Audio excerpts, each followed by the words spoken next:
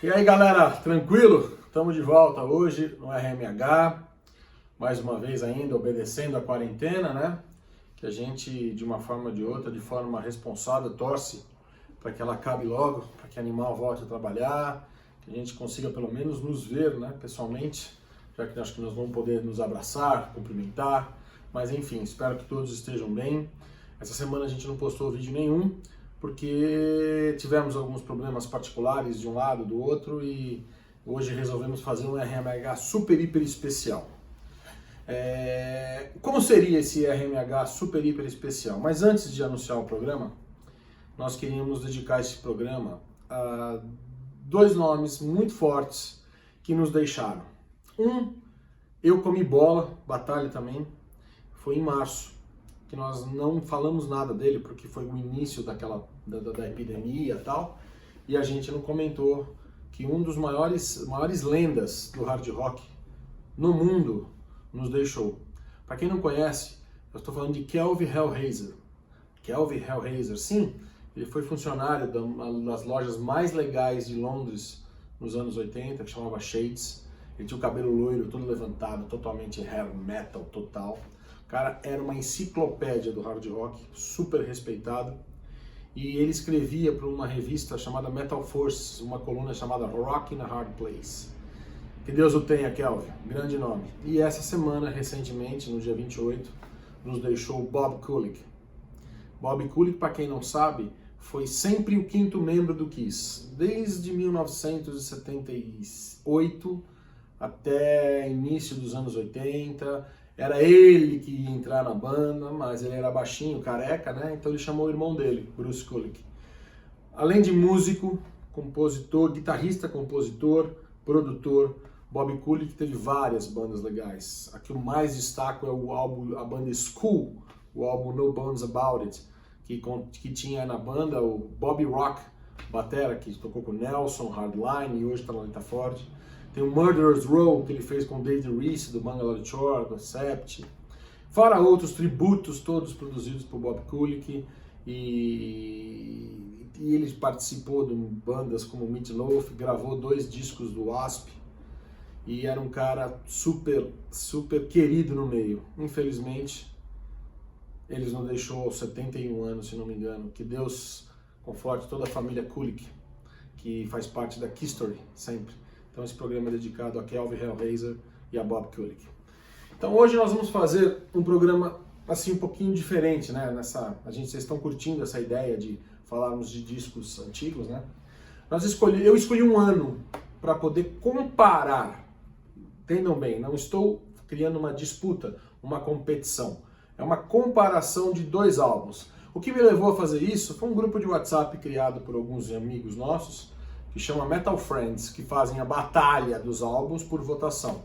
Eu peguei aquela ideia e falei, pô, vou fazer isso, mas eu não estou comparando e nem estou votando, eu estou apenas falando. Para começar, do ano de 1984, eu vou mostrar 2 discos para vocês. Metal Church, primeiro álbum dessa banda americana de Seattle. Uma banda, esse álbum foi lançado em 84, foi o primeiro álbum deles. E foi um impacto muito forte. E o outro álbum, também lançado em 84, que também criou um impacto fortíssimo, foi o Ride the Lightning do Metallica. Aí você vai falar assim, poxa, mas o que é isso, Calão? E é uma comparação? Não, não é uma comparação. Nem uma disputa. É uma comparação? Óbvio que é uma comparação, desculpem. Mas não é uma competição. Cara, vamos falar primeiro do Metallica. O Metallica surgiu, todo mundo sabe, em 83 com o álbum Kill 'Em All, que foi, na minha opinião, o marco do nascimento da palavra thrash metal. Metallica é uma banda da Califórnia, de São Francisco, e aquele álbum, quando você viu que o heavy metal já estava mais agressivo e rápido. Foi aí que naquele álbum, para mim, foi o nascimento do thrash metal. Nesse álbum aqui, eu me lembro, eu estava em Santos, quando ele só existia importado, óbvio, né? E nós gravávamos em fita cassete. E esse álbum, a primeira vez que eu ouvi, um cara me falou assim, você vai escutar uma das músicas mais rápidas da sua vida. E era Fight Fire with Fire.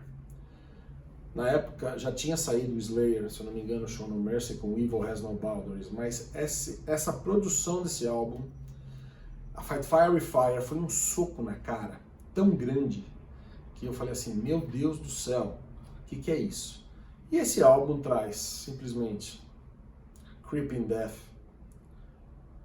For Whom the Bell Tolls, Fade to Black e Ride the Lightning, e é uma das obras-primas que eu posso dizer para quem gosta de heavy metal. Agora falando um pouco do Metal Church. Esse álbum para mim é uma obra-prima. A banda de Kurt Vanderhoof, o guitarrista original, fundador do Metal Church, que conta com David Wayne no vocal, David Wayne que nos deixou. E era uma coisa assim que você falava assim, meu Deus, que banda é essa? O nome era super convidativo, Metal Church, Metallica. Então naquela época, 84, né, o heavy metal saindo do underground para os anos dourados que foram até 1991. Então falando um pouco desse Metal Church. Eles têm uma cover aqui do Deep Purple, Highway Star, que é uma das versões mais animais que eu já ouvi dessa música. O destaque principal da banda Metal Church nesse primeiro álbum é o baterista Kirk Harington. O cara é um monstro na bateria. Tinha o David Wayne no vocal, a banda é do Kurt Vanderhoof, eles são de Seattle. E esse álbum aqui, a faixa Metal Church, é um clássico, assim, que dispensa, assim, é uma música que quando, na época, a gente vinha com esse disco, na época, importado, difícil de achar, eu consegui uma gravação ali, aí alguém viajava e trazia. Esse álbum foi lançado naquela época pela Elektra, exatamente, pela Elektra, e consta com música Gods of Wrath. Cara, pra quem não conhece, confiram esse álbum do Metal Church, confiram essa banda Metal Church. Ela nunca parou, já teve algum tempo assim, em hiato, mas ela teve 3 vocalistas, David Wayne, que fez os 2 primeiros álbuns, Metal Church e The Dark. Aí veio o Mike Howe, daquela banda Heretic, que assumiu a banda em 2 álbuns que eu amo, que é o Blessing in Disguise e o The Human Factor. Blessing in Disguise, que pra mim tem simplesmente o maior clássico do Metal Church. Não existe início de show melhor do que com a música Fake Healer. E o Metal Church teve o Ronnie Monroe.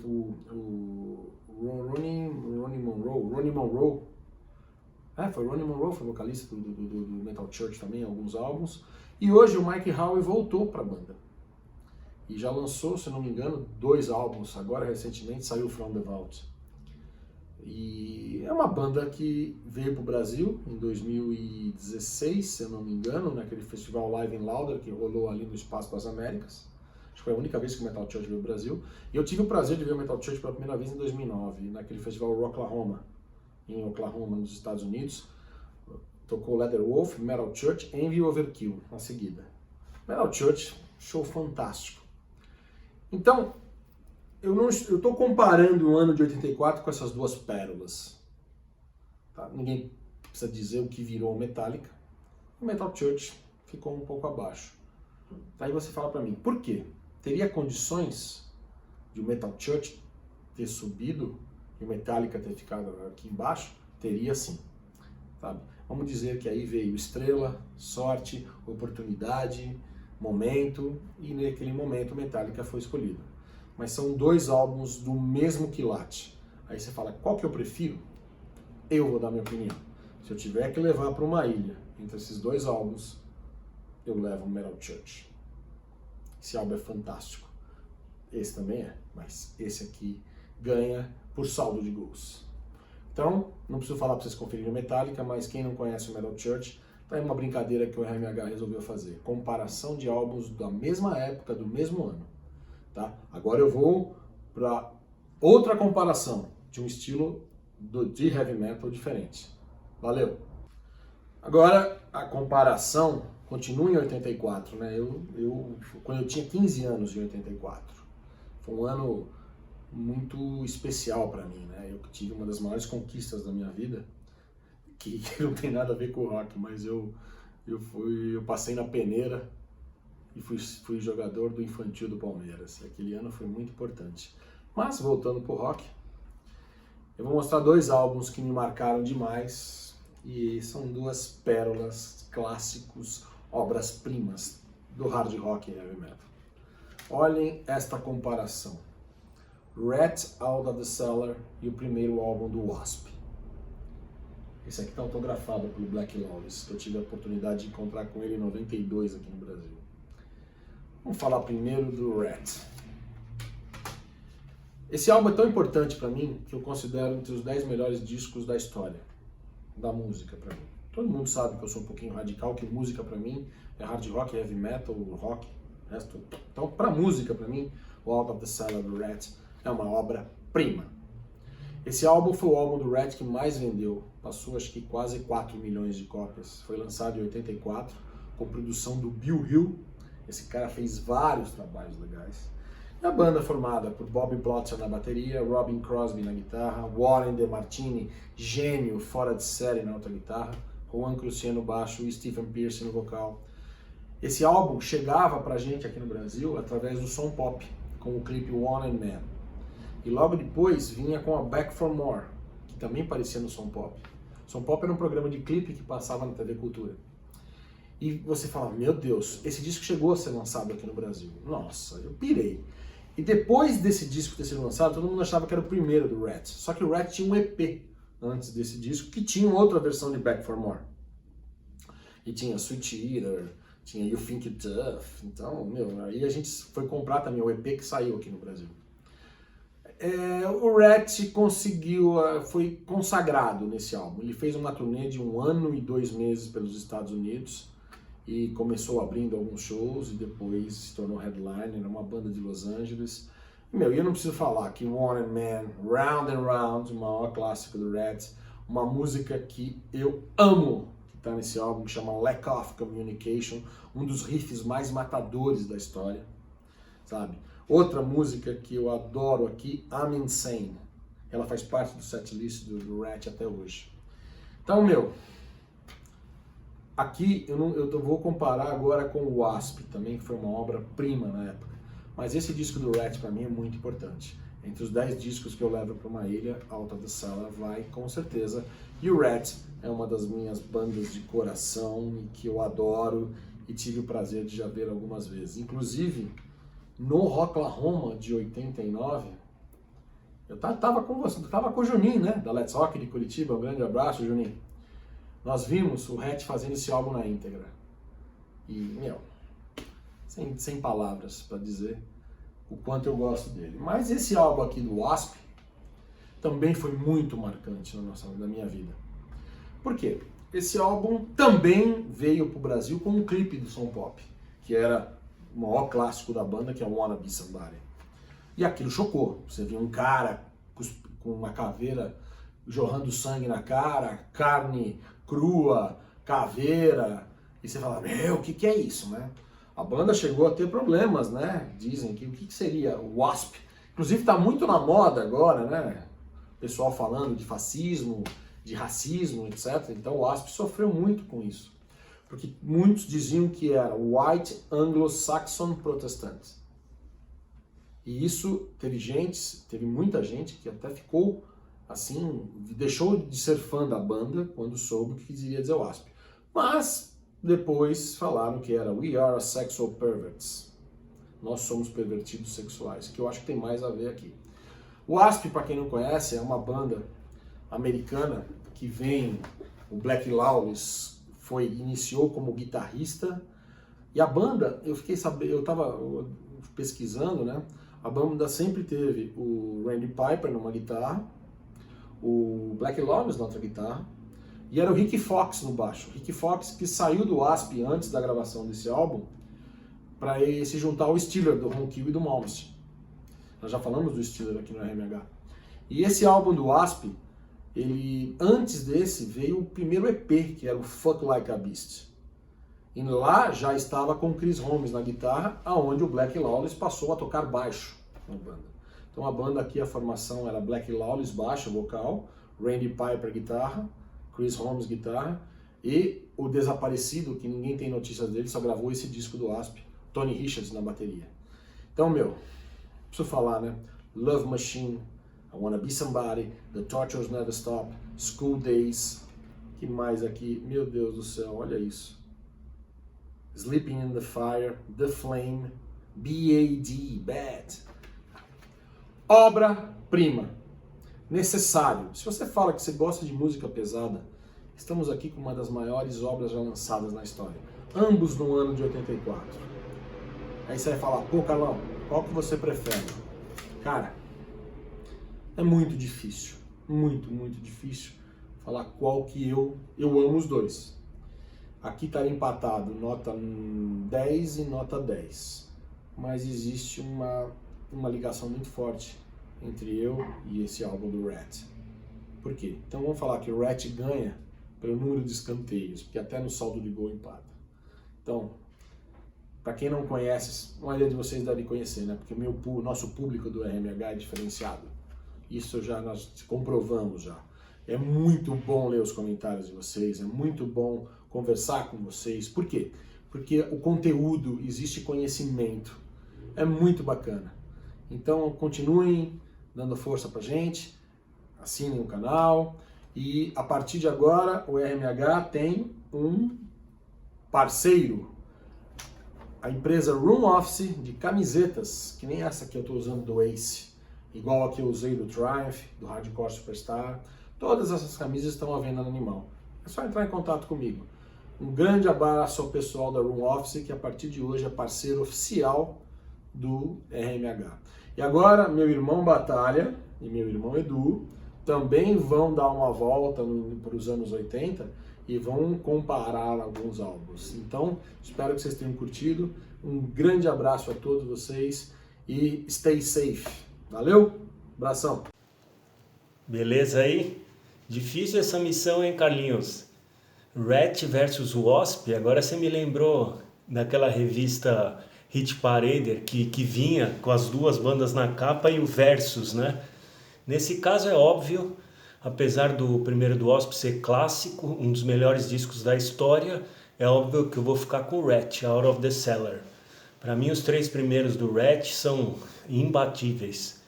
É difícil alguém pegar isso, né? E 84 foi o ano do Ratt, The Year of the Ratt, saía nas propagandas de revista. A outra disputa, a sua, né, que eu tô dando pitaco na sua primeiro, antes de falar das minhas, eu fico com Ride the Lightning, segundo álbum do Metallica, em relação ao de estreia do Metal Church, que também é ótimo, concordo com o que você falou, e tem até aquela curiosidade do pessoal frequentava o apartamento dos caras do Metal Church e o nome da banda tem a ver com isso. O nome do apartamento que eles frequentavam, inclusive o Lars Ulrich frequentava e ele chegou a tocar com o pessoal do Metal Church. Aquilo era o apelido do apartamento deles, que eles se reuniam como tanta gente fazia nos anos 80, eu mesmo ia na casa dos amigos, vocês, para gravar fita, escutar som, ouvir as novidades. Hoje, coisa que todo mundo faz sozinho, né? E então, aquele apartamento, ele era apelidado de Metal Church, e aí ficou o nome da banda. Agora, as minhas, que também são muito difíceis, muito, porque é um negócio assim, só que o meu ano é 1983, e eu vou começar por uma disputa muito difícil. Como você falou, saldo de gols, tal. O meu vai na disputa do cavalo, Photocharge. É difícil. É o Born Again do Black Sabbath e o Holy Diver do Dio. Dio tipo, essa missão foi me dada porque há pouco tempo a gente foi 10 anos, né? Marcou 10 anos da passagem do Dio, do falecimento do Dio. E é uma coisa que ninguém vai esquecer porque é uma das mortes mais sentidas de todo o nosso meio. Eu mesmo que trabalho com a figura dele naquele quadro na minha frente todos os dias, desde quando eu recebi aquela foto, um pouquinho depois do Holy Diver, foi antes dele lançar o segundo álbum, The Last in Line. Os dois primeiros álbuns do Dio são imbatíveis, discografia básica para entender e para gostar de heavy metal. O repertório do Holy Diver fala por si, inclusive tem músicas que vieram até do Sweet Savage, que é a ex-banda do Vivian Campbell, da época da New Wave of British Heavy Metal. Stand Up and Shout é um exemplo. E tem um cara muito importante que também já se foi, fazia parte da banda, é o Jimmy Bain, o baixista. Ele foi muito importante naquela fase da banda do Dio, que ainda contava com o Vinny Appice, que tinha saído do Black Sabbath junto com ele, com aquela treta lá da mixagem do Live Evil. Então, esse disco tem tantos clássicos, é um repertório tem Rainbow in the Dark, tem a Holy Diver, que até a gente da nova geração conheceu por causa do cover, do Killswitch Engage, tem muita música, Caught in the Middle, Invisible, Gypsy, Don't Talk to Strangers, Rainbow in the Dark, que todo mundo gosta, tinha um videoclipe também, o Holy Diver tinha videoclipe. E o outro álbum é o Born Again do Black Sabbath, que esse causou até polêmica, porque era o Gillan, né, o Ian Gillan no vocal, ele tinha saído do Deep Purple, tinha até abandonado um pouco a carreira e comprou estúdio, estava de empresário, depois ele voltou com a carreira solo dele, inicialmente ele fez jazz rock, depois ele teve a banda Gillan, que é muito boa e até recomendo, que muita gente esquece da carreira do Gillan nos anos 70, era junto naquela fase lá da New Wave of British Heavy Metal, e é muito boa a carreira solo do Gillan. E o Black Sabbath, lógico, sem a presença do Dio, aí eles resolveram colocar o Ian Gillan e lançaram um excelente, o Born Again, que ele tinha que ser daquele jeito. Eu não sei porque que falam que tem polêmica, no Brasil nunca teve, esse álbum é unanimidade, todo mundo gosta, até o jeito que ele foi gravado. Inclusive eu dou uma dica aqui, tem um CD que foi lançado que chama Born Again Demos, que é as versões demo das músicas. Esse disco tem Disturbing the Priest, Trashed, Digital Beat, Zero the Hero.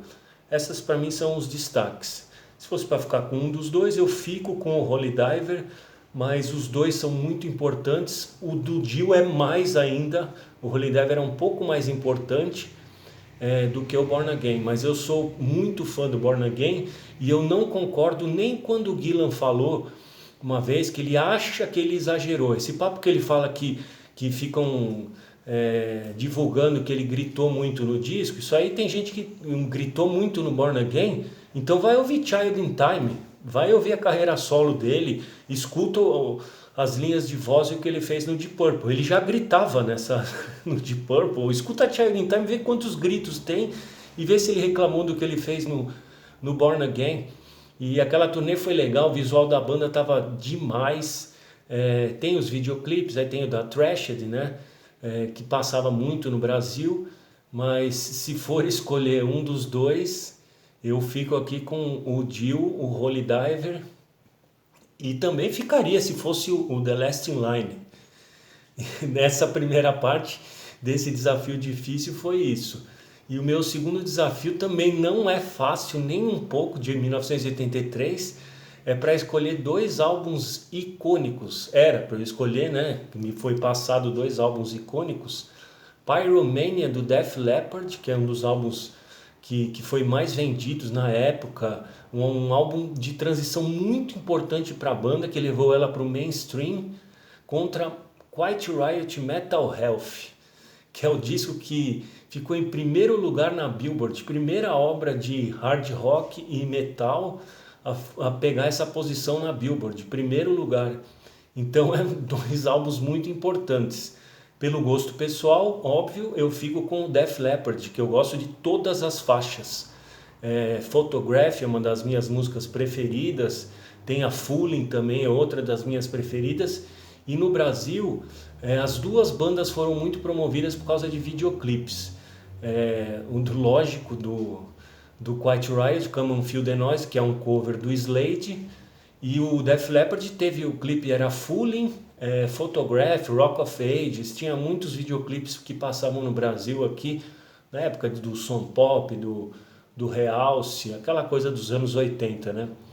Então são 2 álbuns de discografia básica. Eu cheguei a entrevistar o Rudy Sarzo, que na época do Metal Health ele falou que aquilo foi o ponto alto, o ponto máximo da carreira dele, porque eles desbancaram o The Police Synchronicity e o Thriller do Michael Jackson das paradas e ultrapassaram. Então eu até já citei que tinha assistido no nosso período de isolamento social o documentário do Quiet Riot, né? E recentemente também até revi o filme do Def Leppard. Então na descrição aí vou colocar os nomes e se tiver link, alguma coisa eu coloco também. Que muito indicado, os dois. Outra dica que eu dou para conhecer essas obras, que eu tô, óbvio, que é essa revista aqui, especial da Road Crew de Hard Rock, ela fala toda essa história do Quiet Riot, da importância do Metal Health em ter desbancado, ter ficado em primeiro lugar nas paradas, porque ele alavancou as outras gravadoras a contratar bandas, gravadoras maiores, mainstream, majors, para contratar bandas de hard rock e metal para os seus selos. E isso fez com que o hard rock e o heavy metal ficassem no mainstream na década de 80, que também está bem retratado nesse livro aqui, ó. É o do Martin Popoff, do The Book of Hair Metal, que é bem legal, tem umas fotos ótimas, tem depoimentos interessantes, cada história boa. Então 2 dicas aqui para quem quer conhecer hard rock daquela época, nessa disputa do Def Leppard com o Quiet Riot. Eu vou colocar na descrição também, aí se tiver algum link da Road Crew e do livro do Popoff. Só para finalizar, no filme até do Def Leppard, ele fala que é o próximo passo da banda, que seria obter mais hits do que eles conseguiram com Pyromania. E eles conseguiram com Hysteria, que demorou muito para ser lançado. A banda, inclusive, aquele papo de que cancelou a primeira vinda ao Rock in Rio de 85, quando foi substituído pelo Whitesnake, aquilo não foi pelo acidente de carro que sofreu o baterista Rick Allen. Eles já tinham cancelado o contrato antes mesmo daquilo, porque eles queriam se dedicar a um novo álbum que demorou muito tempo para sair. Ele se recuperou, adaptou um sistema de bateria. Ele não tocava na pegada tradicional de batera, ele tocava na pegada tradicional, não tocava assim, né, no jeito, no rinshot total, tem até nos videoclipes, e ele adaptou a caixa com o pé esquerdo, fez todo o sistema de bateria para ele se apresentar, e está aí até hoje com a banda, e gravou o Hysteria, que fez muito mais sucesso do que o Pyromania. Inclusive a gente trocou uma ideia com ele esse ano, encontrou lá no Monsters of Rock Cruise. A gente teve o prazer até de tirar uma foto do lado do Rick Allen, o Miracle Man, né? E então assim, tem várias histórias desses 2 álbuns. Os 2 são muito importantes. O Def Leppard ajudou também, assim como o Quiet Riot ter desbancado todo mundo das paradas, o Def Leppard fez o hard rock ser do mainstream. A diferença é que o Def Leppard vinha da Inglaterra e o Quiet Riot não, já é americano. E outra coisa é que o álbum que se seguiu do Quiet Riot, Condition Critical, não fez o mesmo sucesso, e o Def Leppard se deu ainda melhor com o disco que veio depois do Pyromania. É óbvio que tem a ver com as produções dos discos, eles têm uma ligação muito forte com isso, de se dedicar ao máximo nas produções, enquanto o Quiet Riot ele foi patinando e depois até tentou pegar carona naquele lado mais, colocando teclado, sendo mais acessível ainda, e não se deu bem. E não foi só por isso. Teve no documentário do Quiet Riot, teve declarações infelizes do também saudoso Kevin DuBrow, várias coisas que não fizeram a banda repetir o mesmo desempenho de ficar em primeiro lugar da Billboard. Mas não pode sair da história. Qualquer enciclopédia, qualquer coisa sobre música tem que falar desse disco quando a gente menciona anos 80, hard rock e heavy metal. Agora vamos ver quais vão ser as pedreiras do Edu Lucena. Valeu, fiquem bem, e vai ter coisa aqui na descrição para vocês olharem. Valeu, um abraço para todo mundo. Só um adendo aqui, desculpa, antes de entrar o Edu, com as disputas dele, que foi passado para ele, eu falei tanto de produção do Def Leppard, tem que falar do Multilange, que ele foi o fundamental para o trabalho do Def Leppard nessa transição para a banda virar mainstream, do High and Dry até o Hysteria, lógico, passando pelo Pyromania. Então agora é com você, Edu. Missão difícil, mas dá muito prazer fazer esses embates aí de coisa que a gente adora. E aí, galera, beleza? Depois do Carlão aí matando a pau e batalha, vamos falar também dos meus discos aqui. Mas é só um adendo. Carlão, pra mim o Wasp é imbatível, velho. Pra mim é formador de caráter, um disco maravilhoso, cara. Um dos discos mais legais da história do hard rock e heavy metal no mundo, cara. De todos os tempos, assim. Aquele disco é matador. Mas cada um tem um gosto, né? Vamos em frente. E também concordo com o Batalha, que Born Again é maravilhoso, cara. Tem muita história em cima desse disco aí, que o Gillan tocou bebaço, encheu a lata de bebida, gravou bêbado, teve briga entre eles e tal, mas acho que é tudo lenda também. E pouco importa, é muito legal o disco, é maravilhoso. Eu vou pro ano de 85, tá? Com 4 discos assim, escolhendo entre 4 os 2 melhores, assim. O primeiro embate que eu faço é o álbum de estreia do Megadeth, Killings by Business, e o Exodus, Bonded by Blood.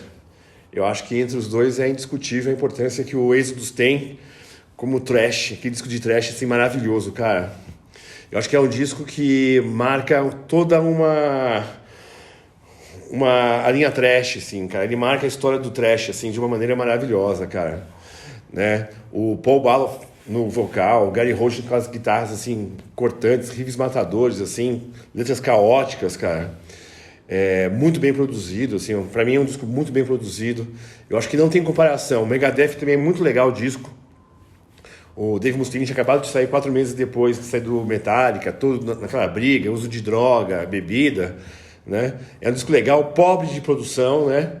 Mas, assim, é um disco também muito legal. Tem uma história legal do Megadeth nesse disco, que a Combat Records adiantou para eles $8 mil para gravarem o disco, e não foi suficiente, e deram mais 4. Aí descobriram depois que todo esse dinheiro, quase todo esse dinheiro foi gasto com drogas e bebidas, assim, entendeu? Mas é um disco ali, acho que é muito cru, muito legal de ouvir. Mas Êxodos é incomparável, assim, acho que não tem efetivamente comparação. Acho que é covardia até comparar os dois. Esse disco do Êxodos é masterpiece total, do início ao fim, cara. Piranha, Bonded by Blood é uma música fudida, cara. Acho fudido. Mental Command. Acho que você lembra das músicas do Exodus, mas você não lembra tanto das do Megadeth, desse disco, assim. Desse disco de 85. Então eu fico com Exodus, acho que é incomparável. Não tenho como comparar mesmo, né? É uma judiação na Terra, é covardia. E eu vou comparar outros dois, que também acho, assim, que são muito legais os dois, né? Eu adoro os dois, por sinal. É o Marching Out, do Yngwie Malmsteen, e o Under Lock and Key, do Dokken. Yngwie Malmsteen, com Jeff Scott Soto nos vocais. Maravilhoso, o segundo disco do sueco. Né? Um cara controverso ao longo da carreira, mas muito consistente nesse começo, era bem legal, mas ficou muito chato. Né? Ele é um cara chato por si só. Mas acho que a participação do Jeff Scott Soto, os irmãos Johansson nesse disco é muito legal. Tem Don't Let It End, I'm a Viking, I'll See the Light Tonight. Acho que são músicas assim maravilhosas. O Jeff Scott Soto fez uma participação fantástica nesse disco, mas, na minha opinião, o disco do Dokken de 85 é incomparável com qualquer um do ano de 85, não só com o do Malmsteen, cara. O próprio Don Dokken disse que é o disco que ele mais curtiu fazer, é o disco que ele mais gosta, né? Tem vários clássicos ali do Dokken, In My Dreams, Unchained, The Night, The Hunter. Então, assim, eu acho que é um disco que se tem hard rock, tem pegada metal. Dokken ganha longe pra mim. Não sei se o Batalha e o Carlão concordam comigo, mas esse disco é maravilhoso, cara. O Don Dokken em grande performance, né? A gente não é o Don Dokken de hoje, né? Até é chato de ver, assim, como um cara daquele que cantava muito, hoje tá, coitado, com vários problemas de saúde também. E o George Lynch também no auge. Dokken é uma banda formada por 4 músicos fantásticos, né? Uma curiosidade só, a gente viu o George Lynch recentemente, eu, Batalha e o Carlão, E, cara, que show chato. Teve um guitarrista famoso que toca com uma banda famosa lá de fora, que dormiu no show do nosso lado, assim. Mas fora isso, esse disco do Dokken é um clássico para mim, de 85.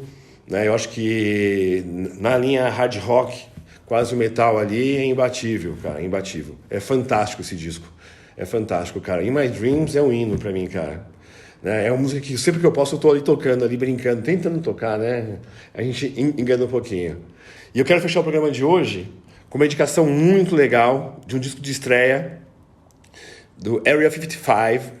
É uma banda de músicos brasileiros, um disco gravado em Los Angeles, né? Com o Mika Jackson na guitarra, um músico super experiente já, que tocou no Silk 66, né? Um disco maravilhoso, assim, de estreia, assim, é uma porrada no peito, cara. É um disco muito bem gravado, muito bem produzido. Você tem guitarras ali com uma técnica maravilhosa, com muito bom gosto, com feeling, tá? Vocais maravilhosos, assim. Alguma parte assim lembra bastante Bruce Dickinson, assim, mas com uma qualidade absurda. Até acho que lembra o Dickinson sem querer copiar, que é algo bem legal de ser. Uma cozinha fantástica, cara, um timbre de baixo, uma pegada de batera e as composições muito legais, assim. É um disco que começa com Into the Void no peito, assim, um disco cheio de riffs, que ele mescla o hard rock com metal, tem bate-cabeça, tem música cadenciada. Gente, assim, quem não conhece, vai conhecer. Tem lá no Carlão já esse disco para vender. E é uma super indicação. Na minha opinião, Into the Void, Save Me, Far Away, The Enemy, One Life, One Soul, Wake Me Up, Breaking the Chains. Cara, é um disco, essas são as músicas desse disco que deixam esse disco maravilhoso. Tá? Muito bem produzido. O Mika pegou a esposa e a filhinha foi lá para LA, ficou lá um tempão batalhando o espaço dele. E o resultado é esse disco aqui maravilhoso, tá? É uma indicação da URMH para vocês, espero que curtam, fiquem bem, fiquem seguros, se cuidem e nos vemos em breve. Um beijo para vocês. Tchau.